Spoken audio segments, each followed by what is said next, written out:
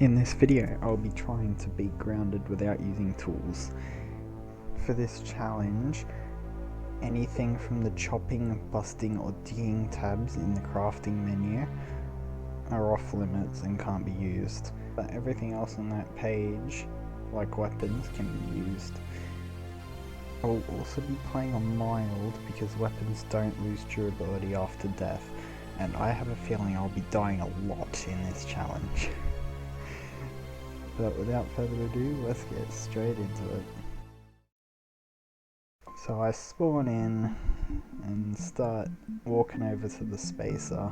I hit some of the buttons and quickly discover that the laser is blocked by grass. This is a quick challenge, wasn't it?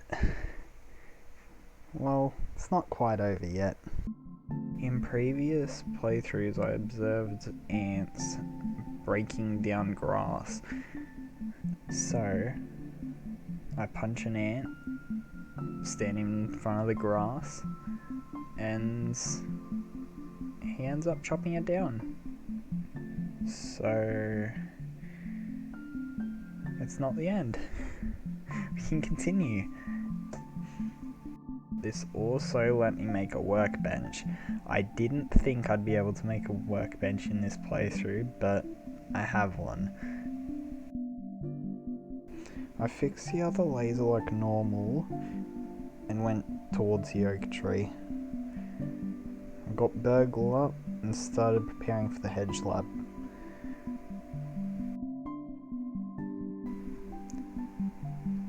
For preparations, I wanted to make a lean-to because it was getting very dark, but the clovers had to be chopped down using an axe.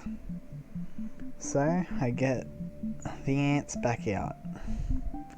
But every time I want to make something with clovers at the moment, I've got to grab an ant and make it chop down the clover, which will get very annoying very quickly.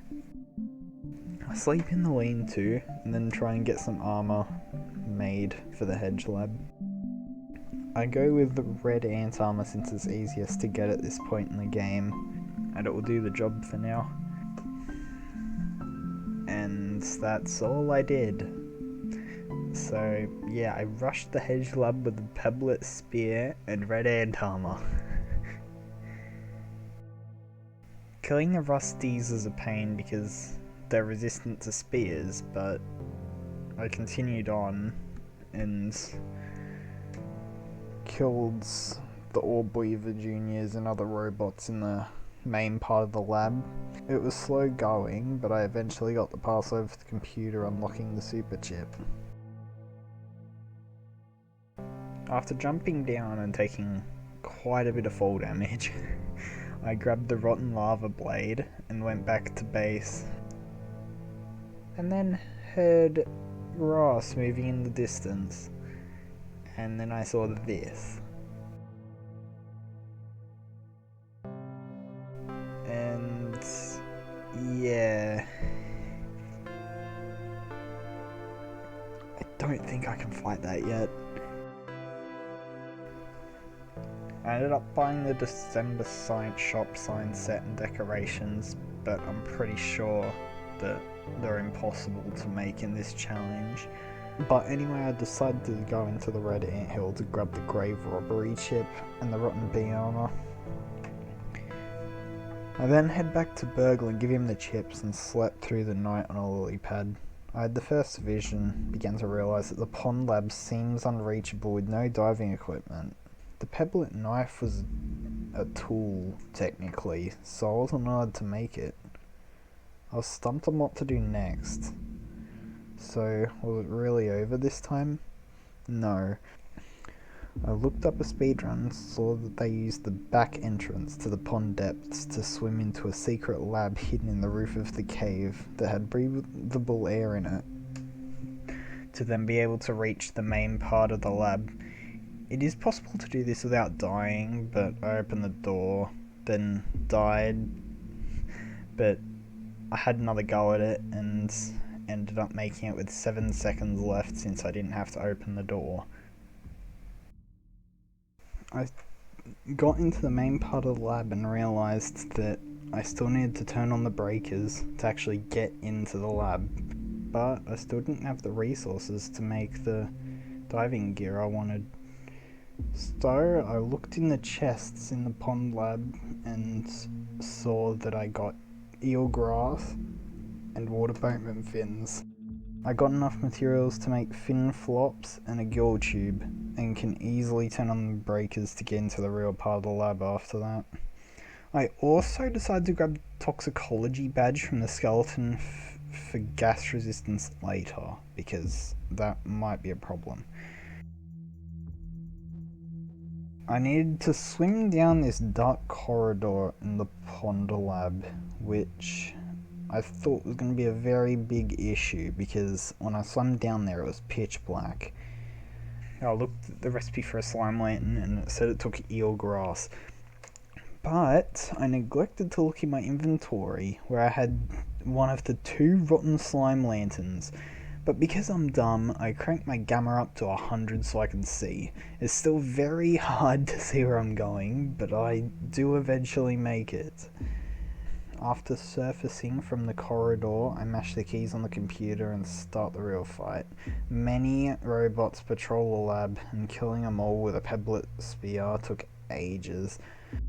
The final room was the worst. There were 2 tased T's and 2 arcers. I used many heals, but survived the encounter and collected the super chip.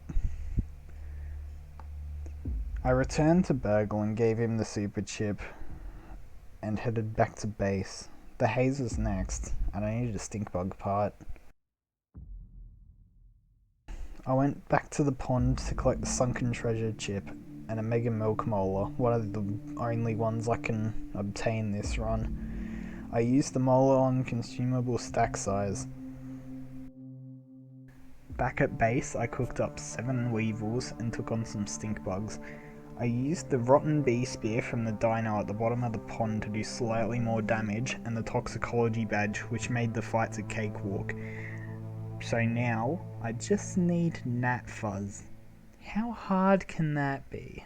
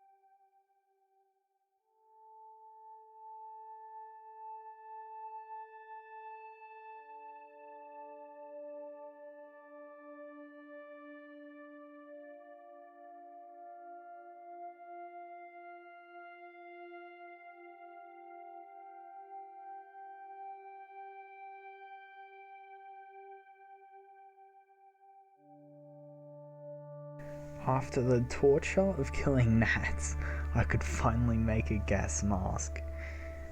I start collecting as much fungal growth as I can and collect some black ant parts while I'm there. I come out the haze with 18 fungal growth and observed an ant killing a weevil.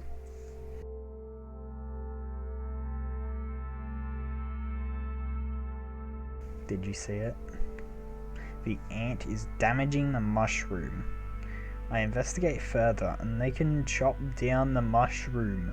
This might be important later, but I need some more ant eggs, so it's time to go to the ant hill.